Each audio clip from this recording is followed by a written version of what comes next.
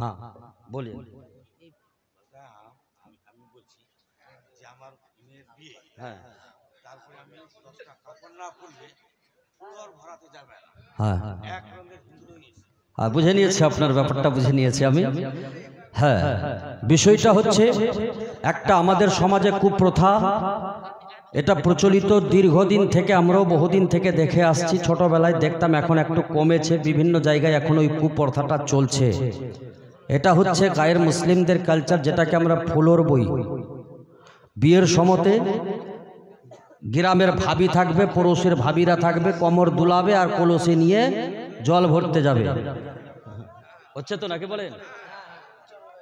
এবার ওই যে কি বলছে যে কাঁসাই এক প্রকার ঘাস পাওয়া যায়, কাশি, ওটাকে তুলতে যাবে, আর কি কি তুলবে দিয়ে, আর নানান রকম ভাঁজ করে একদম গান করবে। বাপরে বাপ, যে ওই গান যদি আপনি শুনেন তো এমনি মনে হচ্ছে যে বেহুশ হয়ে যাবে। তো যত রকমের হিস্ট্রি আছে, ওই সমস্ত হিস্ট্রি এইভাবে করে আপনার কিনা বলতে থাকে ওরা। তো আমি আপনাদেরকে একটা কথা বলতে চাই, এটা কোনো শরীয়তি কালচার নয়, কোনো শরীয়তে এভাবে করে বিয়ে হয়নি। কথা বোঝা গেল? এইভাবে যে ফ্লোর বইতে যাচ্ছে না, এটা টোটালটাই হচ্ছে কি আপনার কিনা শরীয়ত বহির্ভূত কাজ। এক কথায় মহিলারা এইভাবে করে নাচ গান করতে করতে, বাজনা বাজিয়ে জল ভরতে যাবে, এটা শরীয়তে ভিত্তিহীন, অতএব এটা হারাম কাজ। যারা করবে তারা গুনহেগার, যারা করাবে তারাও গুনহেগার, যার জন্য এহনো কাজ কোনোদিনও করা যাবে না। আমি যখন মালহারে আসলাম বুঝলেন, সর্বপ্রথমে আসার পরে দেখলাম যে অ্যাকচুয়ালি এদিকে ওই প্রথাটা আছে, ফ্লোর বয়ে যাচ্ছিল। তো একদিন দেখলাম দিয়ে যে আমি মসজিদের গেটে আছি, ফ্লোর বয়ে ওই দিক থেকে চলে আসছে, দেখছি দিয়ে যে দু চারটা মেয়ে এত নাচছে, আমি চোখ এঠানি দিলাম, আমি রাগ দেখালাম, দেখার পরে ও কিন্তু চলে গেল ওখান থেকে। আমি ভাবলাম হয়তো আর আসবে না, কিন্তু দেখছি ওরা দুজন ছিল, তারপরে দেখছি দলবল নিয়ে এসে নাচতে শুরু করেছে। দলবল নিয়ে আমি নিজে লজ্জিত হয়ে গেলাম, একদম স্টেজে বলছি দিয়ে নিজে লজ্জিত হয়ে গেলাম, আমি ঘরে ঢুকে গেলাম। লাস্টে আমি সেদিনেই একটা মাইন্ডে বসিয়ে নিলাম যে না, যে কোনো কৌশলে হোক এটাকে আপনার কিনা দূর করতে হবে। আলহামদুলিল্লাহ আজ ডিজে বাজা বন্ধ করে দিয়েছে ওখানে, আলহামদুলিল্লাহ আজ বুঝিয়ে বেরাদার মুসলমান এইভাবে মা বোনদেরকে বুঝানোর পরে এখন ওই কুসংস্কারটাকে একদম উচ্ছেদই করে দিয়েছে। বলুন না সুবহানাল্লাহ। যদি আপনাদের গ্রামেও সেই প্রথাটা থেকে থাকে, মরতে হবে বাপ, কবরে যেতে হবে, এহনো গুনাহের কাজ আমরা কখনো করতে পারি না। শরীয়ত যেই জিনিসটা পারমিট করেনি সেই জিনিসটাকে কখনো আমরা অ্যাকসেপ্ট করব না, সেটাকে গ্রহণ করব না। যার জন্য এই ফ্লোর বয়া বন্ধ করেন, আজকের পর থেকে তওবা ইস্তেগফার করেন।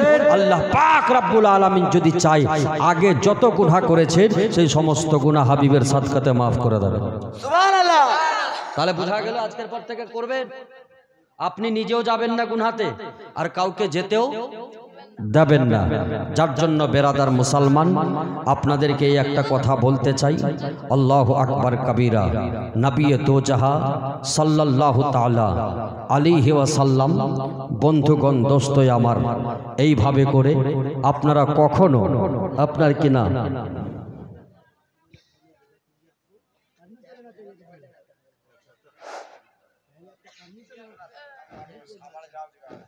তো এইভাবে করে যাই হোক বেরাদার মুসলমান, একবার মোহাম্মতে দরুদ পড়েন, আল্লাহুম্মা সাল্লি আলা সাইয়্যিদিনা মাওলানা মুহাম্মদ ওয়া আলা আলি সাইয়্যিদিনা মাওলানা মুহাম্মদ ওয়া আলা আলি সাইয়্যিদিনা।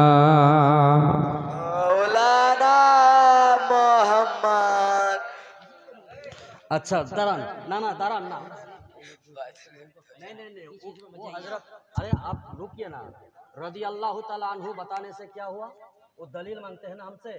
अच्छा बोले उन्हीं उन्हीं चाहे हो भाई, वो हमारे कमिटी परमिशन ना नहीं, आपने जिज्ञासा ना আমি আপনি উত্তর দিয়ে দিচ্ছি ওনাকে না। 1 মিনিট 1 মিনিট। अच्छा दारान नहीं नहीं 1 मिनट। अच्छा कहाँ हजरत कहाँ है आप?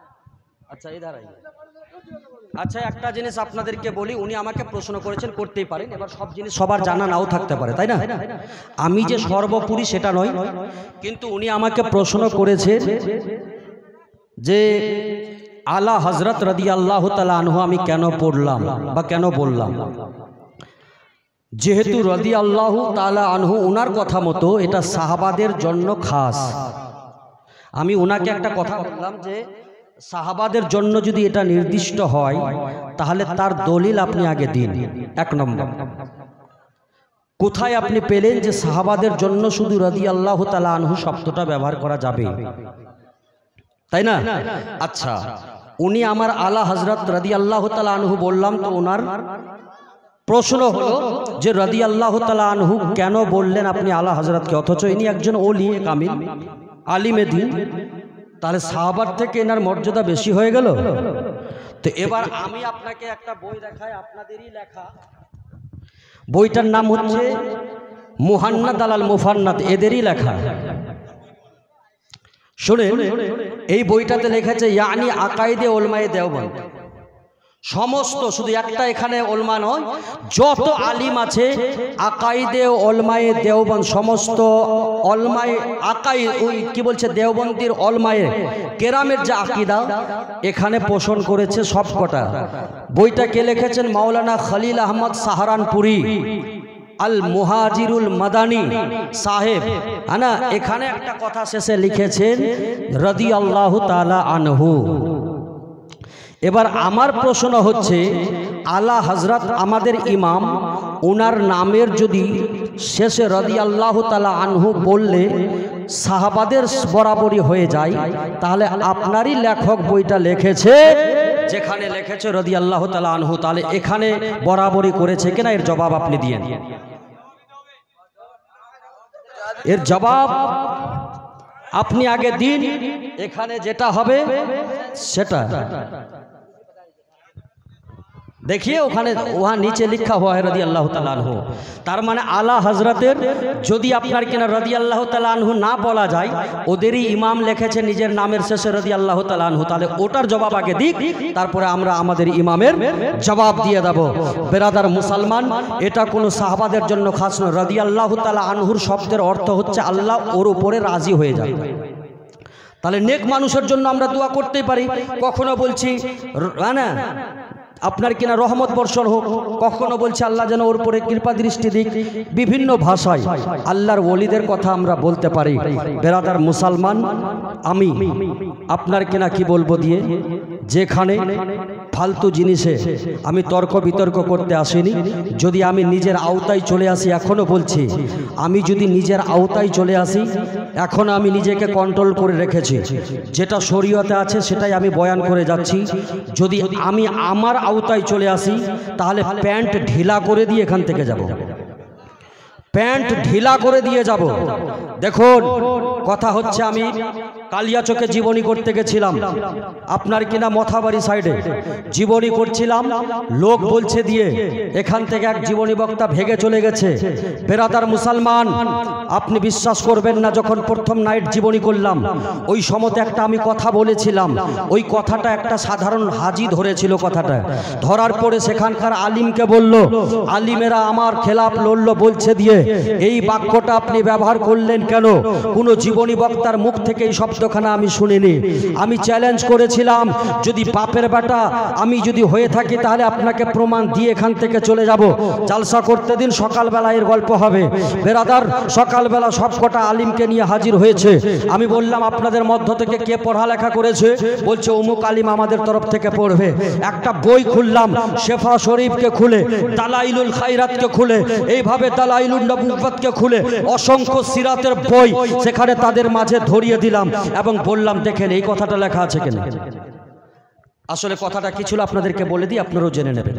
আমি জীবনী করতে গিয়ে বলেছিলাম, হযরতে মা আমিনা খাতুনের গর্ভে যখন রাসূলুল্লাহ ছিলেন, তো আমিনা খাতুনের যে গর্ভে ছিলেন, ওই সময়তে আমিনা খাতুন কি বুঝতে পেরেছিলেন যে নবী আমার গর্ভে আছেন?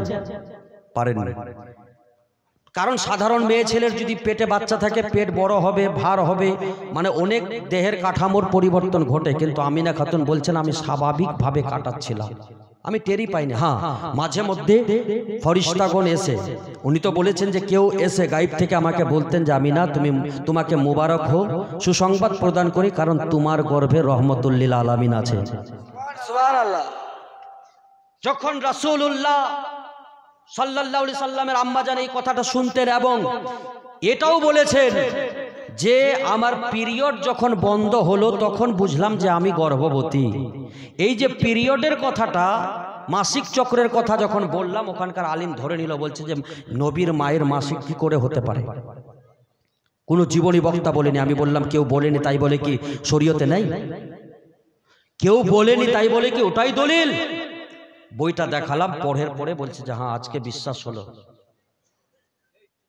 তার মানে পিরিয়ড একমাত্র হয়নি, সেটা খাস হয়েছে নবীর বেটি ফাতিমার জন্য। বাচ্চা হলো, সাথে সাথে নামাজ মুসাল্লা বিছিয়ে নামাজ পড়েছে। এগুলো থেকে পাক ছিলেন একমাত্র ফাতিমা, ওনার জন্য ওটা খাস। কিন্তু নবীর মায়ের পিরিয়ড হয়েছিল, এটা শরীয়তে আছে দিয়ে। বেরাদার মুসলমান, আমি আগেই বলেছি দিয়ে যে আমি যে এখানে এসেছি বুক ফুলিয়ে বাপের বেটা আপনার কিনা আছি, ফলত এখানে এসেছে। আমি কিন্তু শরীয়তের বাইরে কোনো এখনো পর্যন্ত কথা বলিনি। আর যতগুলো কথা আমি এখানে বলছি সব কটার দলিল আমি সাথে নিয়ে ঘুরছি।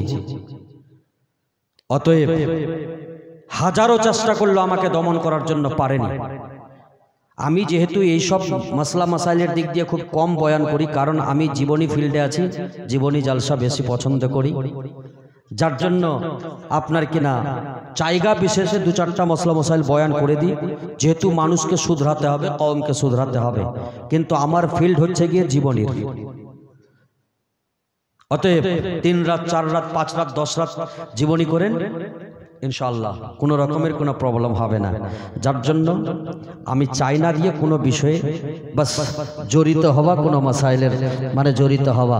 বেরাদার মুসলমান, আপনাদেরকে যার জন্য বলছি, এতক্ষণ যখন কষ্ট করলেন তাহলে 2-5-10টা মিনিট আরও কষ্ট করে নিন, শুধুমাত্র মসজিদের খাতিরে।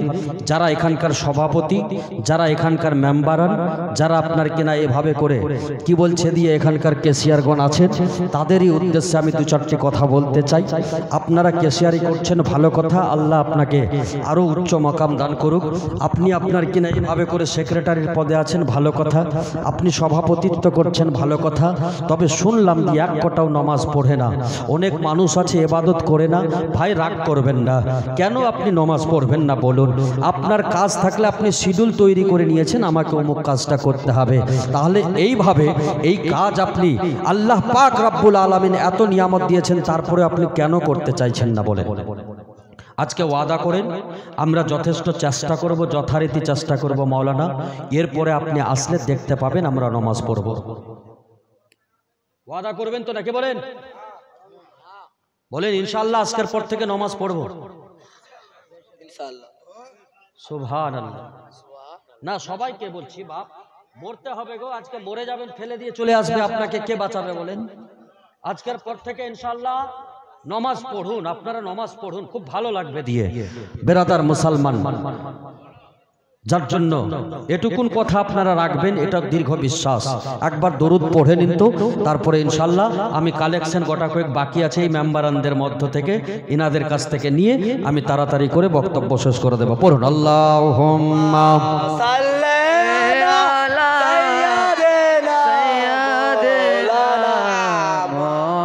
মাওলানা মুহাম্মদ ওয়ালা আলি সাইয়্যিদিনা মাওলানা মুহাম্মদ। দুনিয়া कहते हैं बदलेगी, ও দুনিয়া कहते बदलेगी। আচ্ছা, এতদিনে তো ভোজপুরি ভাষায় গজল শুনেছেন, কি বলছে দিয়ে যে ইংরেজি, উর্দু, হিন্দি সব ভাষায় গজল শুনেছেন। আজকে আমাদের ভাষায় গজল শোনাচ্ছে, শুনবেন? আমাদের ভাষায় আমাদের বলতে এই যে তোমাদের আমরা তোমরা যে করছে তুষার হামার, না এই সাইডের মানুষের একটু টান আলাদা আছে, আমাদের একটু টান আলাদা আছে। দিনাজপুরের মানুষের টান একটু আলাদা, দক্ষিণ দিনাজপুরের মানুষের টান আলাদা। জি, যার জন্য ও দুনিয়া कहते हैं बदलेगी, ও দুনিয়া कहते बदलेगी, है ना। सब तो सबको नी पूछबे, ওয়াহাক পুছবে যাহার মাথাত তেল। দুনিয়া কেতে বদলে গেল, দুনিয়া কেতে বদলে গেল, দুনিয়া কেতে বদলে গেল, দুনিয়া কেতে বদলে গেল। শাস বুড়ি বর্তন মলছে আর পাকাছে ভাত। শাশুড় কি কইছে গে, ও আছে যে মুই এখন জবান ছে তোর তাজা আছে, মুই মোবাইল দেখে একটু রসিকতা করে জীবন কাটামু। তুমি বুড়িয়া মানুষ কোন দিন মরে যাবেন, এক না যাও না রান্না বান্না করো, বলছে কেনে? হ্যাঁ বলছে তো নাকি বলেন? অগ শাস বুড়ি বর্তন মলছে আর পাকাছে ভাত, और पका छे भात, और पका छे भात। और बहु रानी जी बसे बसे गिलछे সেই ভাত। এরা শুধু বসে বসে খাচ্ছে। জি, ও গো বহু রানী জি বঠে বঠে ঝগড়া করছে দিন রাত, ঝগড়া করছে দিন রাত। ও গো বহু রানী জি বসে বসে খাচ্ছে শোধ ভাত। আলোক হবার কেন মুখিয়া বুলাছে, जुदा होबार केने मेम्बर बुलाছে,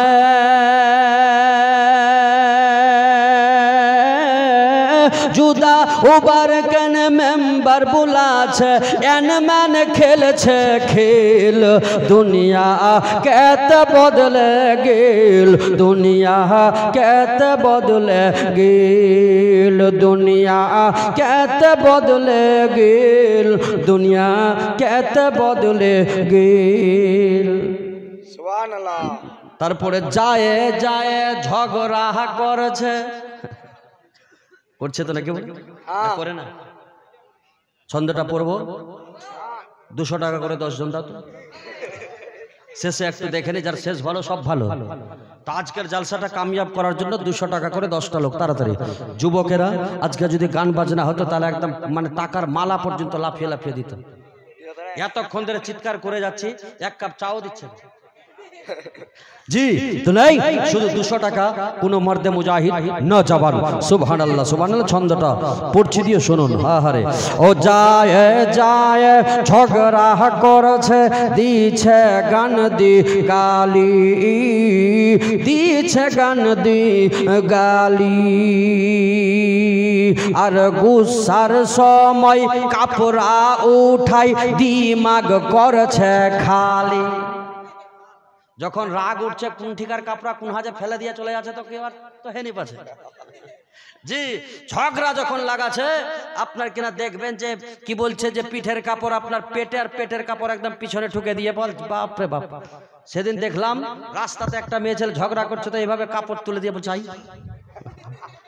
কোনো পুরুষই ভয়ে যাচ্ছে না। জি, এমন ডেঞ্জার মেয়ে। আরে ও গো যায় যায় ঝগড়া করছে, দিছে গান দি গালি, দিছে গান দি গালি। গুসার সময় কাফুরা উঠাই দিমাগ করছে খালি, দিমাগ করছে খালি।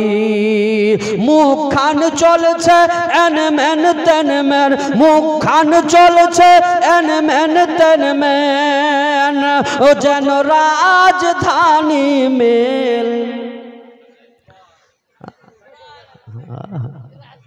ও দুনিয়া কেতে বদলে গেল, দুনিয়া কেতে বদলে গেল, দুনিয়া কেতে বদলে গেল, দুনিয়া কেতে বদলে গেল। রোজা নামাজ छोड़े आदमी दौलत दौलत করেছে। রোজা নামাজ ছাড়া খালি ধন ধন করছে যে কোনা টাকা পাবো, হাই টাকা হাই টাকা, আর যেদিন মরে যাচ্ছে সব ফাঁকা। ফেরেশতা কইছে মারে পাঠা ঢাকা। জি, তো যার জন্য কবি কি বলছে শুনুন, ও গো রোজা নামাজ छोड़े आदमी दौलत दौलत करेছে, दौलत दौलत करेছে।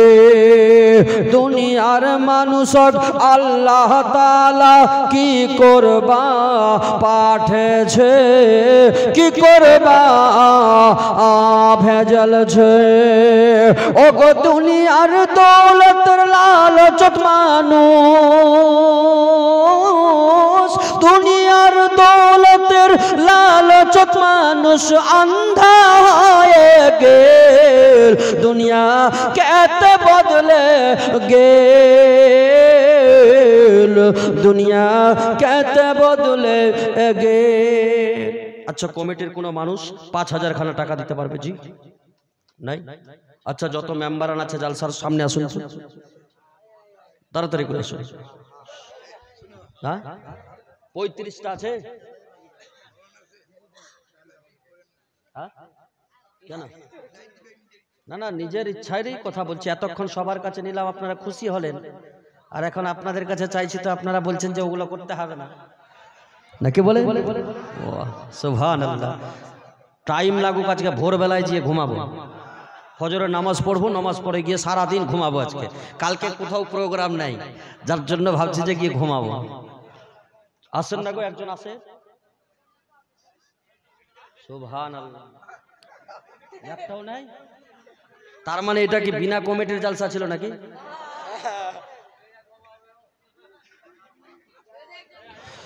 ও বন্ধুগণ, দোস্ত আমার, বিশ্ব নবী হাবিবুল্লাহর একজন সাহাবা, ও মা বোনেরা শুনে নিন দিয়ে রাতের বেলা আমার আল্লাহ পাক রব্বুল আলামিন আমার হাবিবুল্লাহকে মক্কার সরজমিনে দ্বীনের দাওয়াতের জন্য পাঠিয়েছেন। যখন মুষ্টিময় লোক ইসলাম গ্রহণ করলেন, কবুল করলেন, ছোট্ট করে বাবাজি ঘটনাটা শুনবেন দিয়ে শুনুন। নবী আমার দ্বীনের দাওয়াতের জন্য চলে যাচ্ছি, এমন সময়তে একজন মুসলমান মহিলা জল আনতে গিয়েছে। ইহুদির কূপে বেরাদার মুসলমান। ও বন্ধুগণ, দোস্ত আমার, আপনারই জাত ভাই ছিল, আপনারই জাতের মেয়ে ছিল। বন্ধুগণ, ওই একজন মুসলিম মহিলা যখন জল আনতে গিয়েছে, ওই কূপে ইহুদিদের কূপ ছিল, কোনো মুসলমানের কূপ ছিল না রে মা। ও বোনেরা, যখন ওই কূপে জল আনতে গিয়েছে, বালতি ফেলে জল তুলবি, এমন সময়তে ইহুদি দেখতে পেয়ে এসে বলতেছে, বলি ও মুসলমান মহিলার, শোনো শোনো, তুমি তোমার বাপ দাদার ধর্ম হাবিবের কথা মতো ছেড়েছ, নবীর কথা মতো ছেড়েছ। বলে শোনে নাও, তোমাকে জল খেতে দেব না, জল খেতে দেব না, জলটাকে ফেলে দাও। ও বন্ধুগণ, কাফির এসে ওই মহিলাকে ঘাড়ে ধাক্কা দিয়ে জমিনের বুকে ফেলে দিয়েছি। ওই মহিলা মুসলমান মহিলাকে ফেলে দিয়েছে। ও আল্লাহ পাক রব্বুল আলামিনের নবী বলছিল, নবী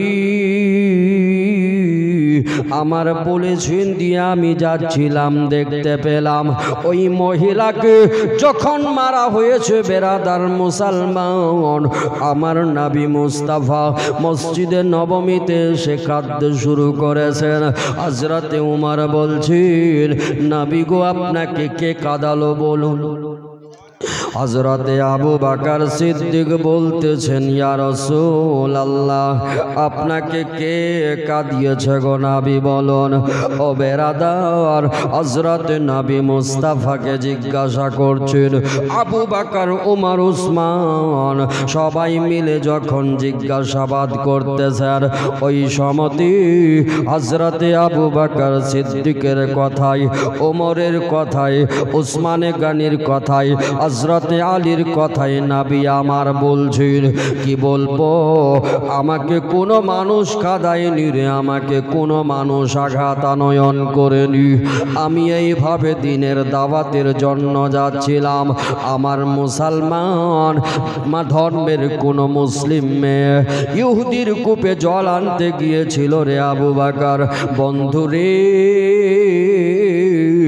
ওই মহিলাকে ইহুদি ঘাড় ধাক্কা দিয়ে ফেলে দিয়েছে। ওই মহিলা কাঁদতেছে, জল ফেলে দিয়েছে, জল খেতে দেয়নি, যার জন্য আমি নবী কাঁদি।